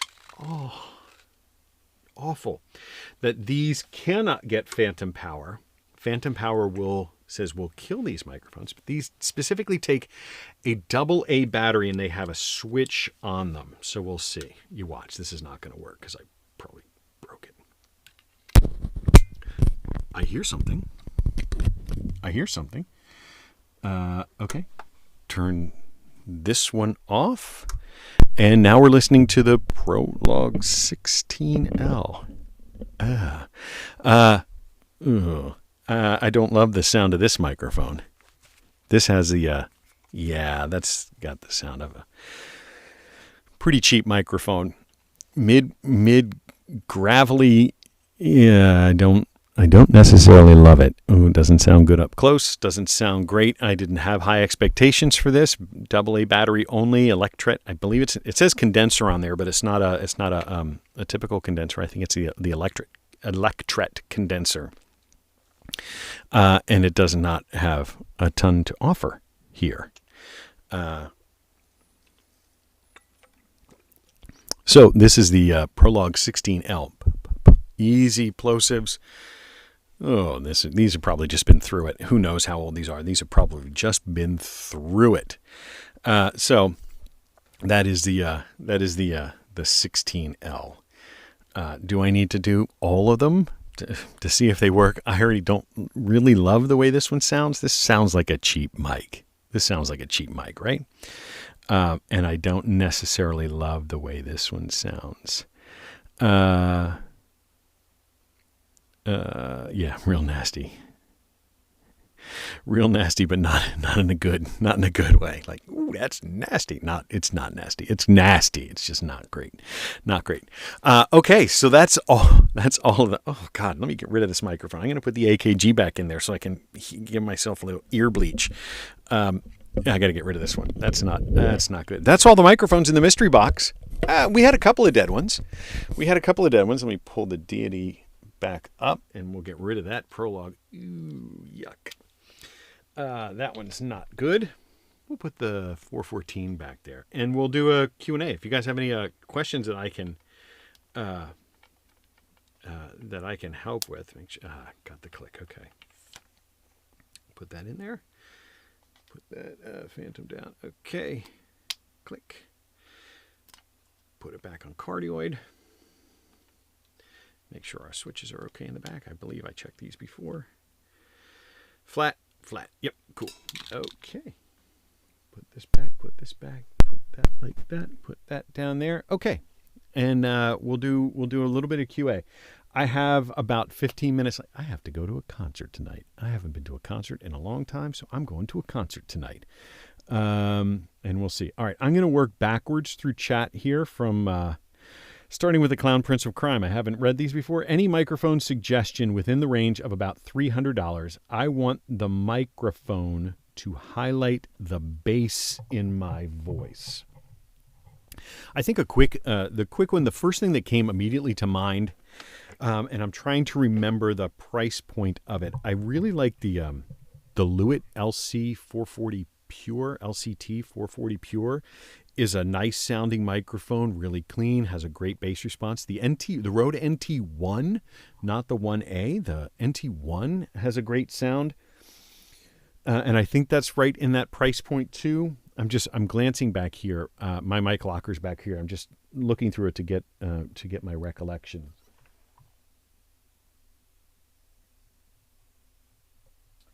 I don't recommend for the bass in the voice. The thing I found unsatisfying for bass in the voice is the Earthworks microphones. I don't recommend those.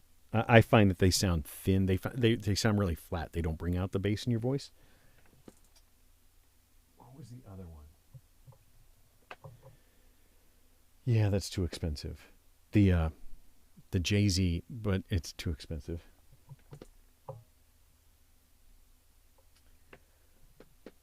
You know what other one has been surprisingly good, and I need to bring it back out. Speaking of modeling mics, now that you mention it, is the Gauge ECM87.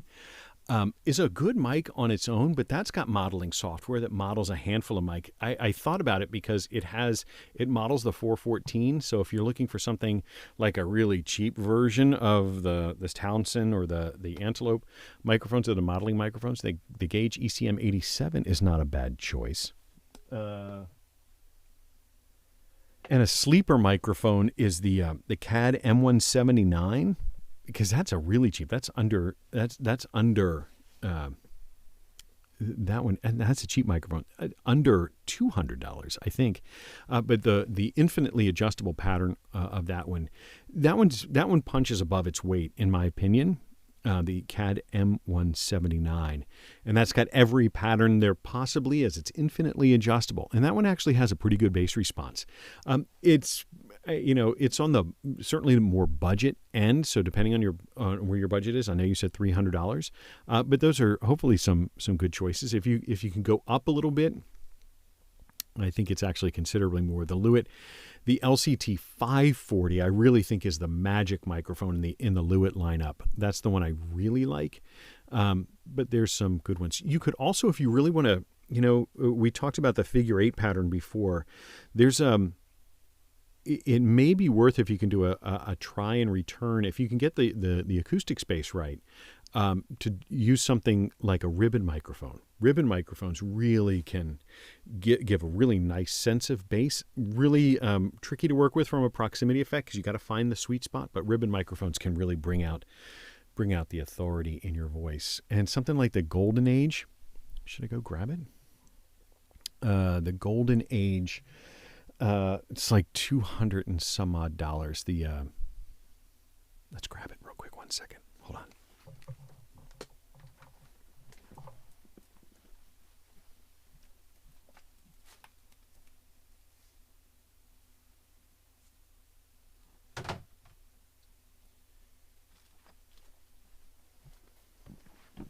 Sorry, had to step away for a second to get the microphone. But the ribbon microphones, I don't think I've ever demonstrated this before on a live stream or on any of my videos. But this is a really inexpensive ribbon microphone, R1 MK2. It's huge. The microphone is huge, but it can bring out can certainly bring out the bass in your voice. Hold on for a second. You have to be careful. Ribbons can be more delicate. You're supposed to always keep them upright and so forth. Let's just see if we can. I'll plug it in and let's see what it does. Not a condenser, so I'll put this other microphone back up. We'll take this microphone down. I really should be using like a cloud lifter or something, so we're going to see what the Audience can do with it. But we will take the AKG out, and let's just goof with the ribbon microphone for just a second, because I don't think we've ever done this before. Click, put that in there. And this microphone, you'll see, it is huge by comparison. And they're heavy. Like, look at the size difference between these two microphones. The AKGs are pretty small. mic, but the Golden Age, I don't know why it is so. I don't know why it is so big. Sorry, I just need my terrible quick release. And let's put that in there. Let's put that in and see what happens. Sounded like I was clipping there for a second. Okay, so we're gonna mess with this ribbon microphone for just a second, and let's see what we get. Let's see what we get out of it. All right, phantom off. Put that up. Put that down. Put that down. But you can see really significantly different, but a lot of bass in it. So as you get close to it, wow, listen to that bass. It's going to sound, by comparison, it's going to sound like this because we've been listening to the bright microphone. But a cloud lifter would certainly help this microphone out, and especially a Cloud Lifter Z where you can adjust the impedance. But yeah, you can hear it. This one is dull, and like I said, this one would help from a Cloud Lifter, but it's really different. But it's a figure 8 pattern, so as you go around to the other side, you can hear that there's more bass. It's sensitive to both sides, which can be challenging. They are virtually inaudible from the side, but you can hear it. And there's sort of a sweet spot that you have to find with these microphones. But you can see that as you get close to it, man, can they get bassy. Man, can they get bassy. But if you find ones with the better transformers, they're a little bit more expensive. Lundahl transformers can make them brighter. So the cheaper the transformer, the duller the mic will sound. But this one, but man, you can get, with the ribbons or any figure 8, you can get a lot more bass out of it. I'm going to take this away because I haven't reviewed it because I don't love the way I sound on this one. So we're going to take this and put it back. But watch the difference when we go back to the Deity. It sounds totally different, doesn't it? Let's see. So next question.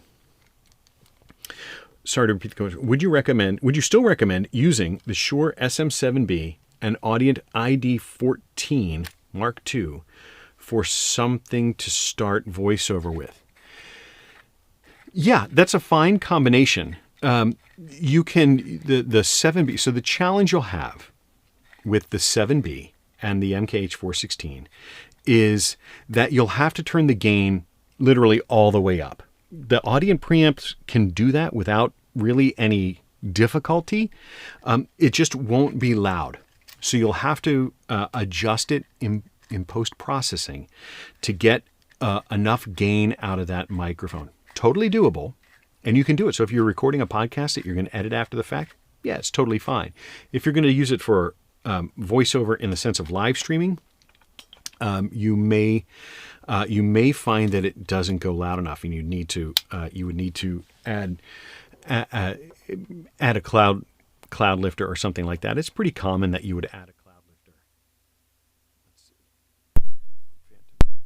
Put Phantom back on. Sorry, that you would need to use a cloud lifter or something like that. So I usually just think of factoring in the cost of one of those mic exciters, but you don't have to go all the way up to a cloud lifter or a Fethead or a Dynamite or a Coda Stealth or any of those. There's a couple of lesser expensive ones. People in the comments for one of my other ones, people were talking about one from Clark Technique. I think it's with K, Teckinik. That's like a $30 mic activator exciter, and I have one from the company Poulen, Poulen. Let me go grab it and just make sure I have it right. But you can factor those into the cost of the 7B, and then the Audient will be perfect. So hold on, let me just go get it. Make sure I've got the right name.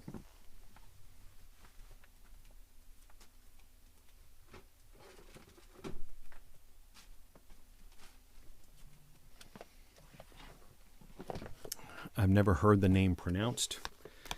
I've never heard the name pronounced. This is Polson. Polson microphone preamplifier. This does the same thing as a cloud lifter, does the same thing as a Fethead, but it's like $40 instead of $100+.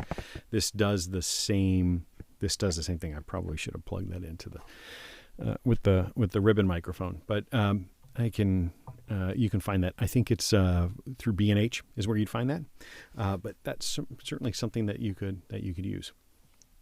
Maybe I have a link to it. Maybe in my link archive I might have a link to that. Let's see if we do. But you could do it. It would be an affiliate link. But otherwise, you can just search for Polson microphone preamplifier. That would work, and add like $40 to the cost of your SM7B. There you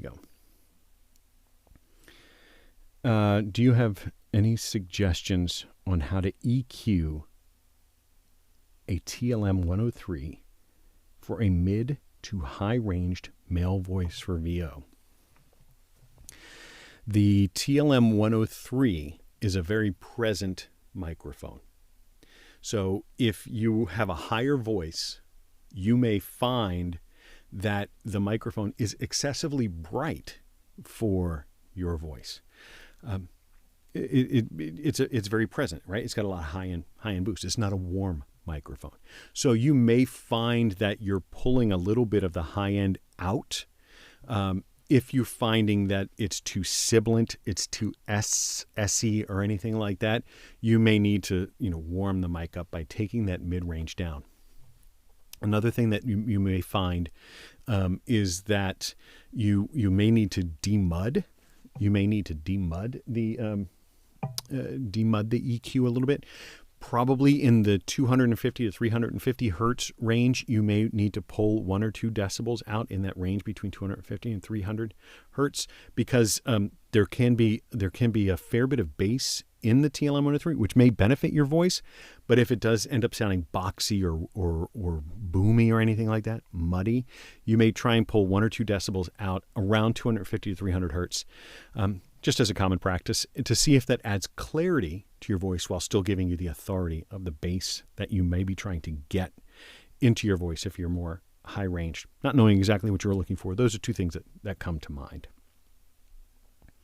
All right, I'm working backwards. If you had to choose just one mic for voiceover, which would be your favorite? Lightning round, I would choose the Sennheiser MKH416 shotgun microphone. Sounds amazing, really expensive, will last you forever, works in a wide variety of situations, and works in less than ideal recording situations. Shotgun, so it's got the narrower pattern. So you can get away with having less acoustic treatment around you. So it's forgiving, as opposed to something like the TLM-103, which will not do you any favors in a poorly treated space or a less than ideal treated space. It's going to bring out all of those imperfections. The MKH416 or a shotgun microphone similar to it can actually help get you through so that you can earn more money, so that you can improve your space. The 416 will be much more forgiving of that. There may be other hypercardioids like pencil condensers. We talked about pencils a little bit earlier, but a pencil condenser, the hypercardioid pattern, that could be something to look for. So another microphone that you've heard me recommend, you'd have to buy it secondhand now, or new old stock, is the CAD E100S. Was a supercardioid, narrow pattern, so much more forgiving of a less than ideal space. So if you're starting out, those are all expensive microphones, but they can last you a long time. They'll work great in a great room, but they also work really well in a less than great room. So if you're getting started, if you've got the budget, I know that's a big ask, but those microphones could be the first and last microphone that you would need. Plenty of VO artists make all their money with the 416 because it sounds amazing. There you go. If I had to choose just one, that's what I would choose. Mindbender asks, have I used the AEA line of ribbons? I have not. Those are like the holy grails of ribbons. I have a predecessor of the AEAs. It's never made an appearance on the channel. I have an old RCA 74 B ribbon microphone from the 40s that I had restored. And I just haven't made a video about it yet. That would be the closest I have. But ribbons as a whole are challenging. I'm curious about that isolation transformer that whoever mentioned beforehand, because it does have a hum. It has a hum as I get closer to other equipment. It's not shielded particularly well, and I don't know if the AEAs are like that at all. But when I move my RCA around, it's 90 years old, 80 years old. It is sensitive to placement. So as I get closer to a lot of the electronics in there, you get a buzz. So I haven't made a video about it. But I just had it restored. That'd be as close as I have to the AEAs. They're really expensive. I'd have to get one on loan. Anthony, I can only imagine how many different mics he has. I don't think, oh, sorry, I bumped the mic. I don't think I can show you. I can't move the mic in that way. No, it's too locked in. My mic locker's over there, and it's like 40 or 50 mics. I got a lot, but a lot of people have sent me mics. I have a lot, and geez, there's 20 right in front of me. So I don't know, 100, something like that. I got a lot. Whoa, that microphone! Never seen that one. I think that's probably in refer to the golden age. Let's see. The low end of the NT1 is good, especially, the NT1 is a surprisingly good microphone considering the popularity of the NT1A. The NT1A, not my favorite microphone. It just doesn't suit me. I think that it's really hyped and not in a good way. It's really got this super presence boost, but the NT1 is smooth. It sounds great. I'll recommend that microphone all day long. I've really been happy with the NT1. And let's see. What would make you C1000S? I think that's something different. What would make you reach for some other mic for VO? I don't have any experience with VO for the C1000S because I just got it. But what I look for when I'm considering microphones. Under normal circumstances, as a voice actor, like if I was not doing YouTube, I might have 3 microphones, maybe 3 microphones. I would probably have the MKH 416 and a large diaphragm condenser. Those might be the only 2 that I have. They'll sound different. They may give me some other options. Like I think for a long time, I had the CAD E100S and the MKH 416, and that covered me for a ton of paying work, right? That covered me for a bunch of stuff.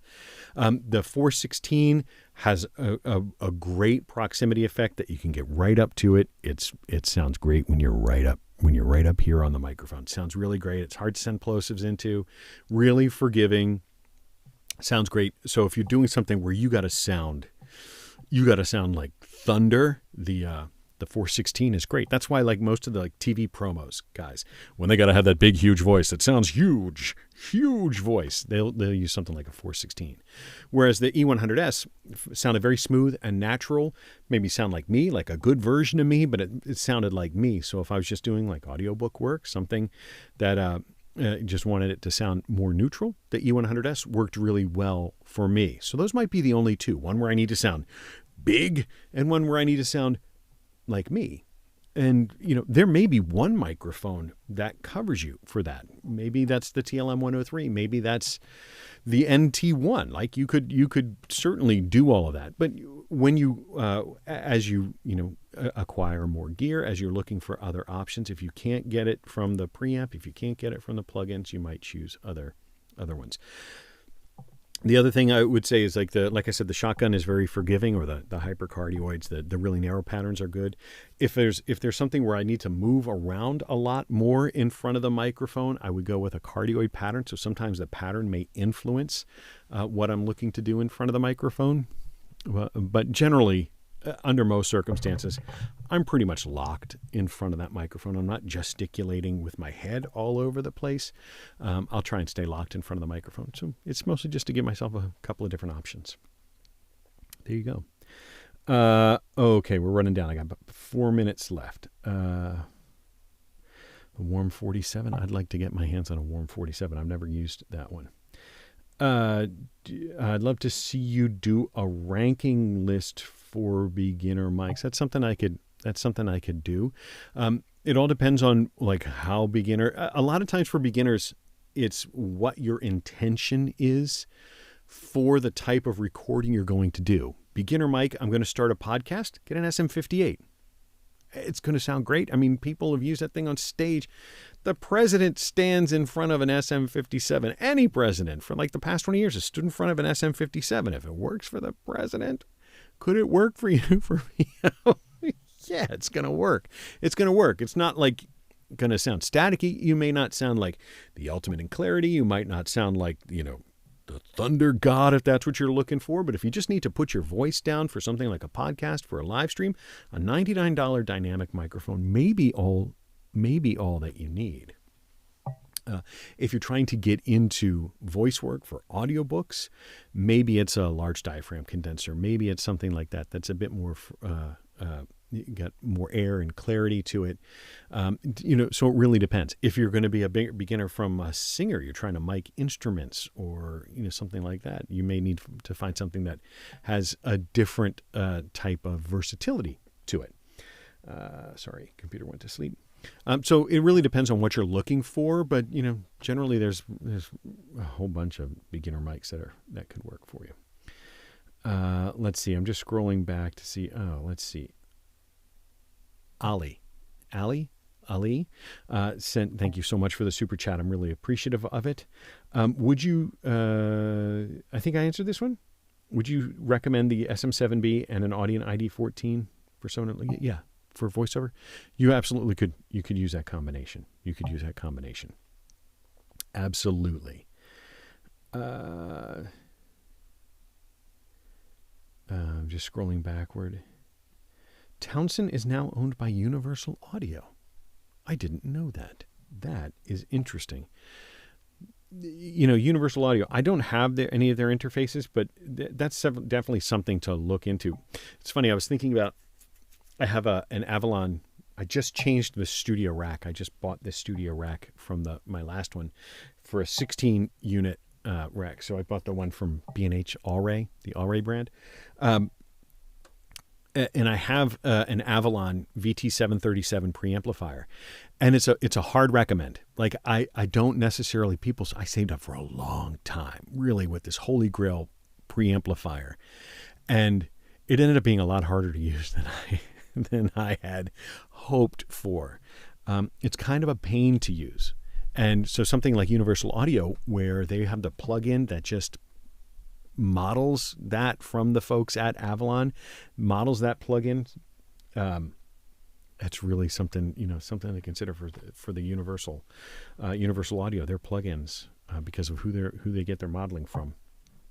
That could help, because for something like that could be that's a whole bunch of money that you could save. Something like that. I did not know that Townsend was acquired by Universal Audio. Mindbender asked, what is your top 3 must-have mic list? I think I've kind of said this before, but my top 3 are kind of the top 3 that I have. I don't even know that there's 3 that I got to have, but I would definitely got to have my 416. I got to have that. I got to have a good large diaphragm condenser.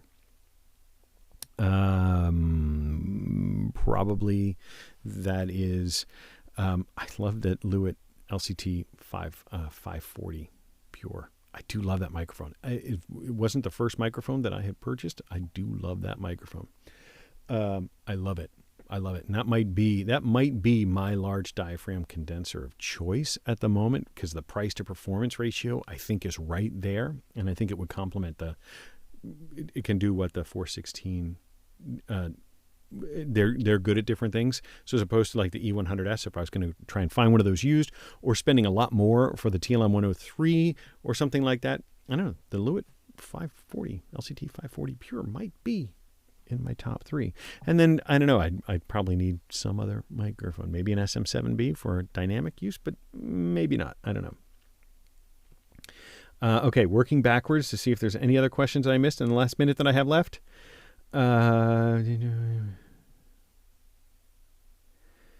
Roger, thank you for the lending of the Townsend. I can't borrow at this time. Under normal circumstances, I'd take you up on it. But if you saw the mountain of gear that I still have to review, I couldn't get to it in time. I would love to do it, but I'm super grateful for the offer, but I could not do it at this moment.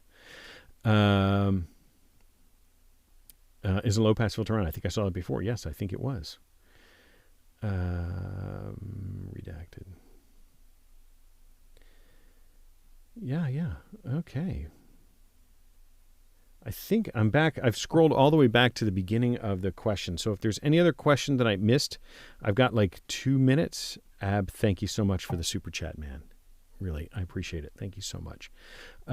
I've got like 2 minutes left. So if there's any other last minute questions that need to come in, otherwise, thank you so much for sticking with me. Everybody who's here all this time, thank you so much. I hope you enjoyed it. I hope. But that was fun. That was super fun. Aaron, my man, thank you so much for showing up. I am a fan, my friend. I'm so appreciative of everything that you do on YouTube. I'm so grateful for right down to the question, the super chat. I have learned so much from you. The ATEM. I'm just going to fangirl on Aaron Parecki for just a minute because I'm a super fan, man. And thanks for the studio. I'm getting the hang of it. I'm not nearly as facile with lights and so forth as you. What you've done with your studio has been amazing. If you could see the morass of cables and wires that are behind my ATEM, you would wince. It's tough. I admire everything you do. That's great. Thank you so much for stopping by, Aaron. That's awesome. Anything else? Anything else that I see in here? No other questions. Thank you all so much. Thank you all so much for being here. I'm really grateful for it. I don't know how to end the stream. I don't have any clever way to end the stream. So just get out there, grab a mic, any mic, even a $10 chunk. If it allows you to record your mic, go out there, grab a mic so that you can get out there and record something amazing. Thank you, everyone. We'll talk again soon, and I appreciate it. Have a great weekend. What's left of it. Take care. Be well.